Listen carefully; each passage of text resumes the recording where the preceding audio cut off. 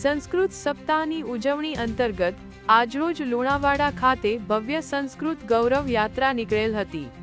જિલ્લા શિક્ષણ અધિકારી શ્રી નૈલેશભાઈ મુનિયા અને નોડલ ઓફિસર શ્રી સુનિલભાઈ પારગી ના માર્ગદર્શન હેઠળ આજરોજ લુણેશ્વર મંદિર પાસે આવેલી સંસ્કૃત પાઠશાળાથી સંસ્કૃત ગૌરવ યાત્રાની જિલ્લા શિક્ષણ અધિકારી શ્રી, જિલ્લા પ્રાથમિક શિક્ષણ અધિકારી શ્રી, જિલ્લા રમતગમત અધિકારી સહિતના ઉચ્ચ અધિકારીઓ દ્વારા લીલી ઝંડી આપી પ્રસ્થાન કરાવવા માં આવેલ હતું. આ યાત્રામાં સંસ્કૃત ટેબ્લો આકર્ષણનું કેન્દ્ર બનેલું હતું.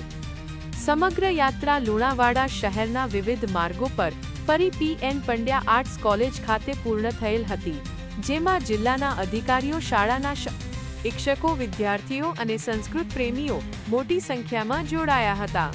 બુરહાન સિભાઈને 24 news Mahisagar. Daily news update માટે ની 24 ને સબસ્ક્રાઇબ કરો.